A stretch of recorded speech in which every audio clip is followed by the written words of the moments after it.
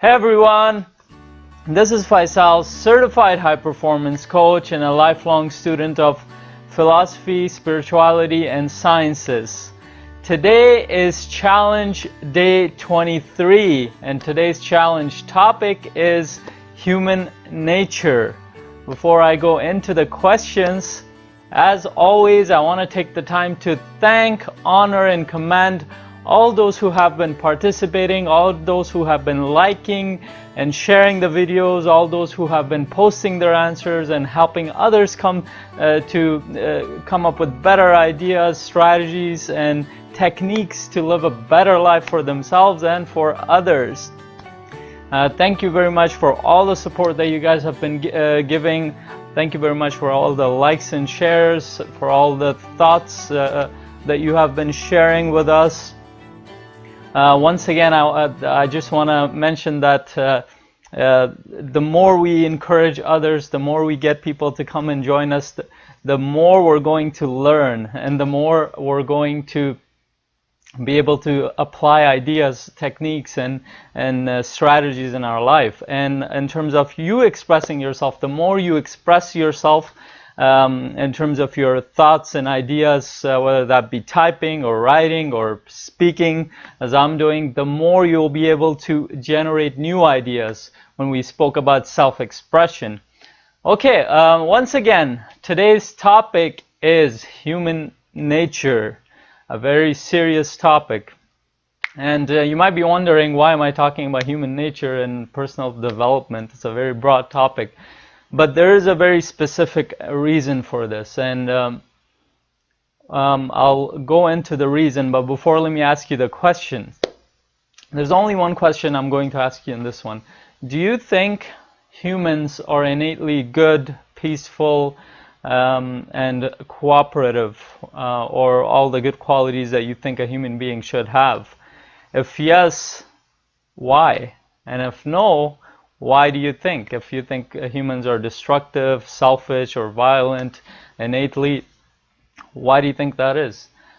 And the reason I'm asking you this question, the reason I'm bringing up this topic, is because this is one topic that's so deeply connected to who we are as human beings, to who we are, how we perceive ourselves and our environment, but it's rarely brought up in this field, in the field of personal development. Mainly because it's such a broad concept and it's such a complicated topic, and everybody has their own beliefs and ideas and ways of looking at it. But I think it's very crucial that we understand this idea very objectively, to understand it based on evidence, to understand it based on looking at our history as human beings, to understand it based on how we were raised as human beings. I've talked several times about childhood experiences, how those things affect us, and how does our behavior shape in the environment that we live in. And this is where human nature gets very complicated, because many people, and this is the one field that there are so many assumptions and false assumptions and just misinformation, whether that comes from religion or spirituality or philosophy or science. There are so many assumptions and false beliefs surrounding this idea that what ends up happening is that we all have so many contradictory ideas of how human behavior is and how human nature is, that nobody can really agree or disagree on the topic, and we just leave it aside.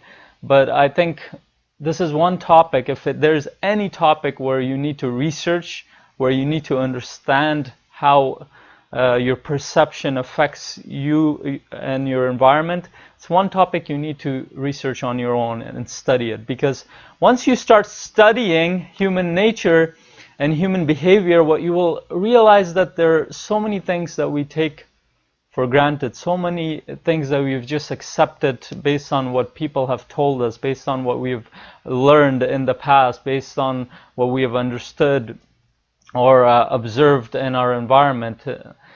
But the deeper you go into this topic, the more you realize how wrong we are about so many things. And I learned that from my learning experience and from my experiences personally, that a lot of the assumptions that I made was false. A lot of the ways I thought about human behavior and nature were false. A lot of the way I interpreted my experiences with other human beings, they were false. They were very subjective and they were very biased. So once again, I urge you guys, I don't need you to listen to what I'm saying in terms of you should follow what I'm telling you, but I will give you my perspective, but urge you guys to look into this more, to understand and think about it.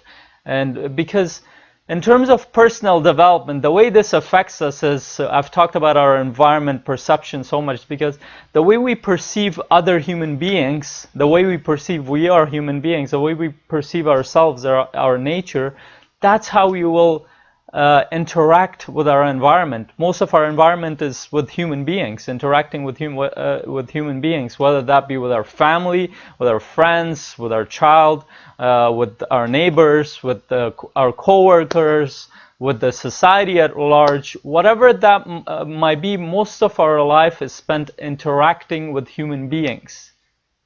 And that's why it becomes so crucial that we develop a perception of how human beings are innately, based on a more objective view, rather than based on something that we just picked up loosely and then we just started believing it, or rather than based on some misinformation that we picked up along the way.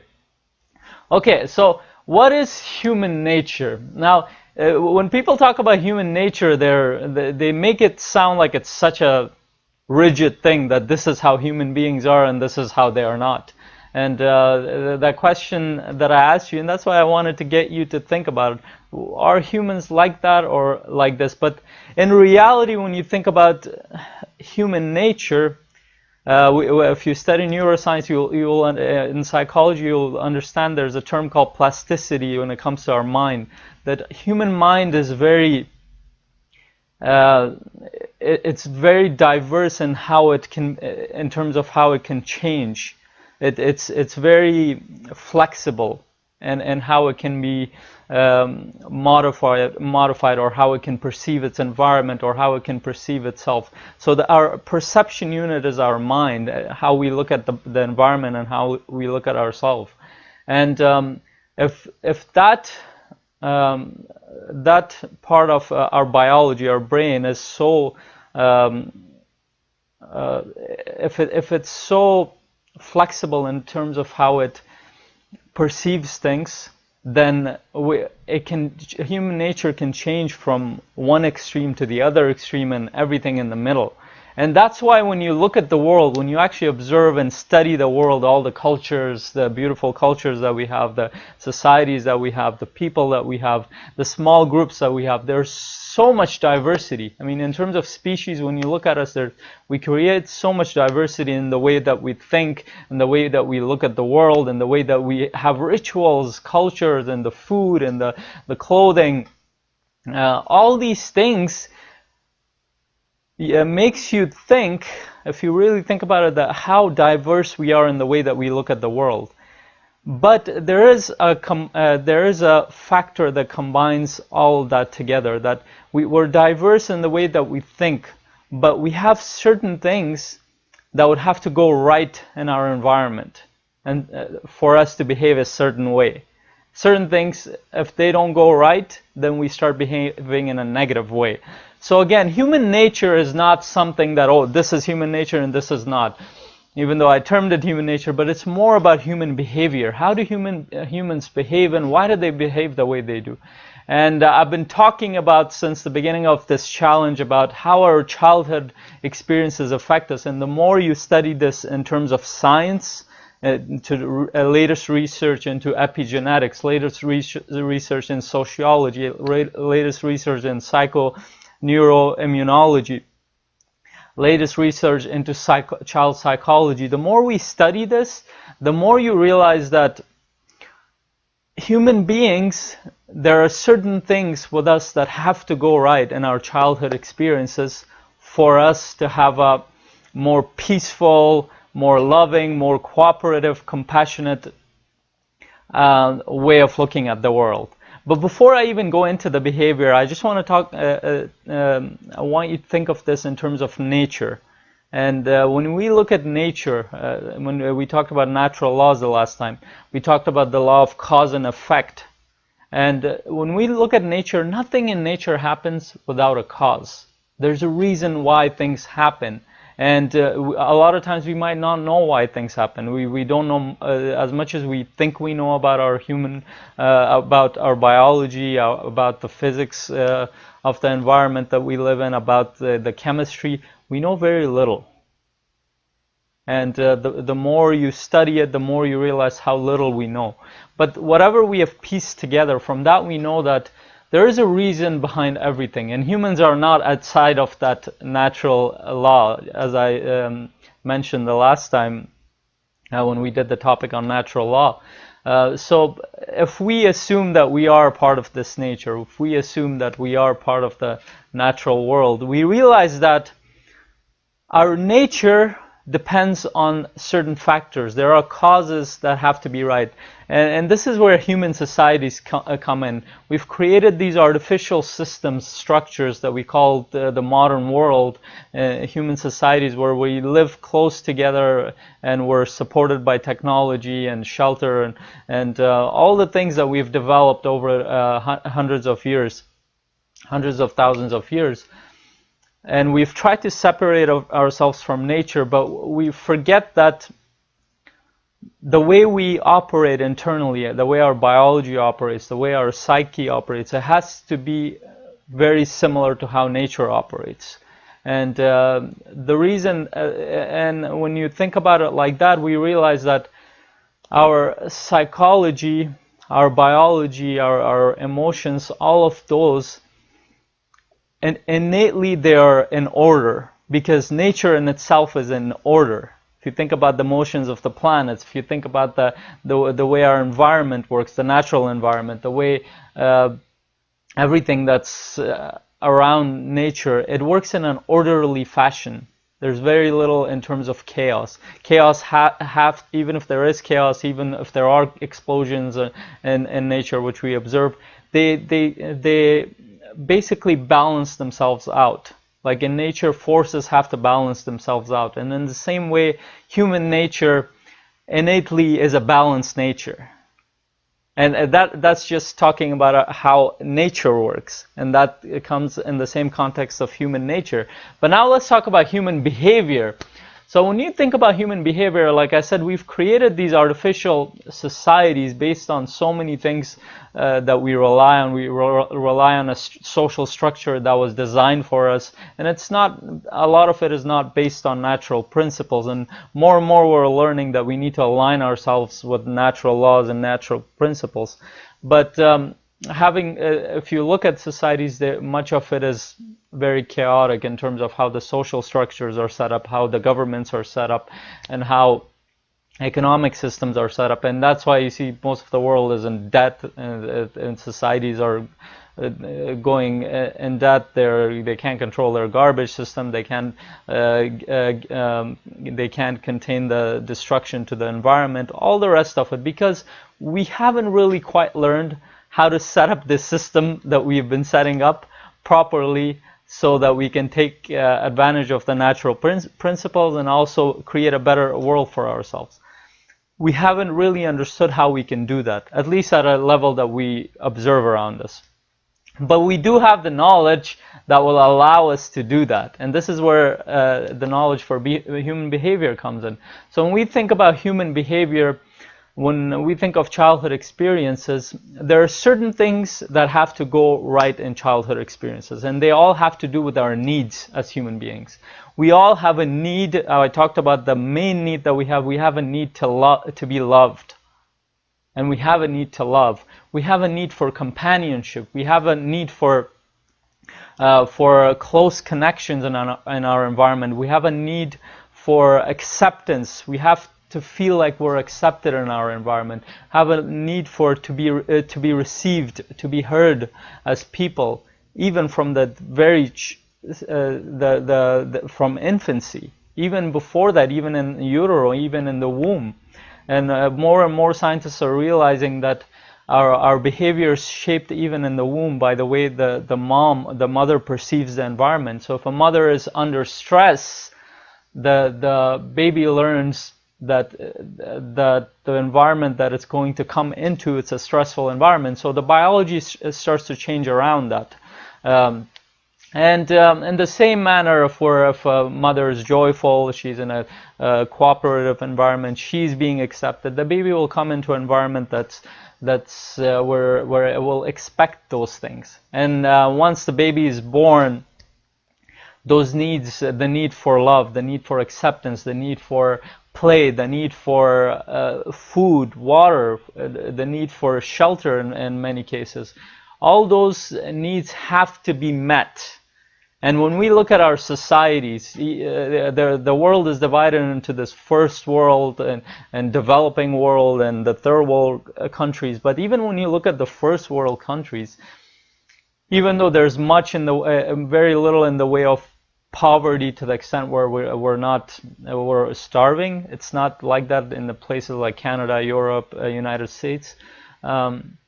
People are not starving, but there are psychological stressors in this environment. People have to consistently be afraid of not being able to meet their needs in the lower socioeconomic levels, and especially in the middle class where people are constantly working and they're stressed out about their jobs. What ends up happening is that the life becomes so challenging that we don't pay attention to the needs of children in those societies, in our societies. Not to mention the societies that have war and destruction and poverty to the extent where they can't even take care of themselves in a lot of ways. And when we think of it like this, we have those needs that we have. If they're not met, the need to be present with a child, to not just physically be present, emotionally be present, the need to be not stressed out when you're around your child. If those needs are not met, children at an early age subconsciously learn certain things. They learn that they're not cared. The society generally doesn't care for them, and we're finding more and more with studies with addiction that people who are addicted to drugs, alcohol, and all porn and gaming and all sorts of stuff, and even hardcore addicts where they are homeless in a lot of cases, is because in childhood they went through certain things. They went through abuses, physical abuse, emotional abuses. In other cases, they weren't given the presence that they might have not been abused or abused in any way, but they might have not had the presence, undistracted attention of their parents. And this is what we find in first world countries where all the needs are there. The food is there, the water is there, the amenities are there, all the comforts and conveniences are there. But the parents are so distracted and stressed out that the child does not feel loved. The child does not feel accepted. And what the parents constantly do is they, instead of, and this is what a lot of parents who especially come from a background where they come from different countries to here, or even parents who were brought up as in poor environments here, and such as a place in the United States, they think that the child needs material things. So we're obsessed with providing children with toys, with gadgets, with iPads and with iPhones, but we forget that the child needs attention and love. Child needs non-stressed attention from parents, from mother especially, and from parents in general as it starts to grow up. And when we fail to provide that, what ends up happening is that those children behave in ways that they're not meant to behave naturally. And those children are the ones that become the adults in our society. And why do we know that that's not normal? Because there are societies in the world that are so-called backwards or savages, but they are much happier in a lot of ways. Their children are much peaceful. Their societies are much peaceful. You can think of the San Bushmen of Africa, and we have had tribes and societies such as the League of Iroquois in Canada and United States, the Aboriginals, that had almost no violence for thousands of years. We have other small, like the small religious groups such as the Hutterites, the Mennonites, and Amish that have practically no violence in their life. They might have other challenges, but why is that? We need to ask ourselves. And these are the groups that are being rejected in a lot of ways in society because it doesn't justify what we have. We constantly think that, oh, that's how humans are. We're selfish, we're greedy, we're this. No, that's how our environment is, and that's how we're shaped within that environment. So when we think of our environment, if an environment is based on competition, it's based on greed, if the environment is based on you trying to constantly meet your needs, then you're gonna somehow create a perception in your mind that those things are normal. But in reality, from a philosophical perspective, from a scientific perspective, even from a spiritual perspective, we're innately good. We're innately supposed to be balanced, just like the forces of nature around us. But the reason we're not is because we've created these societies that are not balanced. And this is what we need to understand. And you don't have to take my word for it. You can do your own research. You can go watch documentaries. You can read books on human behavior, human nature, study epigenetics, study the philosophy of why we do things the way we do, study higher aspects of spirituality, and you will learn that once you put all this information together, that we're not this violent, selfish, greedy individuals, and that we're taught to be, and then that we need to be rectified. And this is how we create these systems. They're all based on this false assumption, whether that be religious, economic, or government, or philosophical systems. They're based on this assumption that humans need to be corrected. And that's the only way they can be better citizens, or better people, or compassionate people. They have to be taught to be like that. No, what we need to do is make better systems for people to be better environments, better parents. And this is the bottom line of our behavior. If you're going to take anything from this, if you ever become a parent, or if you ever are in a position where there are people around you who are parents, inspire them to think more about being a parent that can inspire qualities such as compassion, qualities such as being curious, qualities of kindness, qualities of understanding, acceptance. If we inspire those in our children, then the children will automatically be good. We don't have to teach them, and we inspire with the way we are, with our actions, not with our words. That's how children learn. Most of how children learn is through watching their environment, not through listening to what you're saying. Very little of it will be to listening, or to even being educated later on. So I know this is a very complicated topic, and I'm trying to bring a lot of stuff together here, but this is something that we really need to consider in our lives.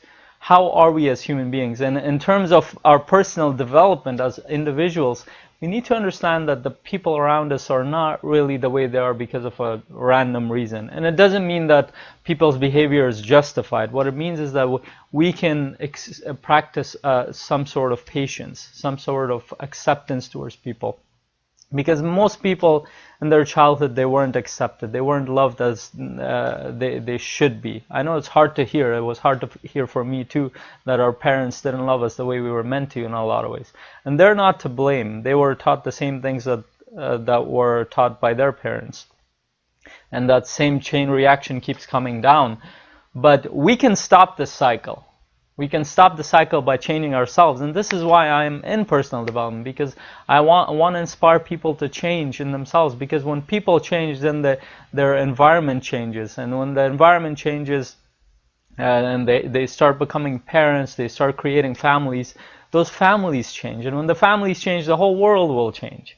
That's just the bottom line of the reasoning behind this, is that we can start the change one person at a time. So what's your perspective on this? And I want to hear that from you. And you don't have to know all this knowledge to be able to come to a better reasoning. Start observing things in a more unbiased way. Just listen to my perspective in terms of an extra form of knowledge, and start paying attention to the things that I say in terms of what people go through in their childhood. Think about your own childhood. What did you go through? I have had to think about it myself. Observe people, what they went through, and why is their behavior associated, how is their behavior associated with those experiences. And the more we think about these things, the more we realize that human beings under the right circumstances are great people. They can be compassionate towards people, towards environment.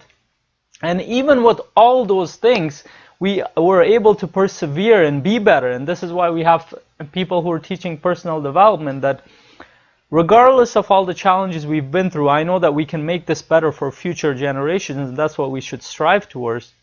It's easier to bring up a child properly than to teach an adult to be proper later on after they've gone through all the trauma. But still, in our life, we can become better. Somebody has to stop the cycle of destruction.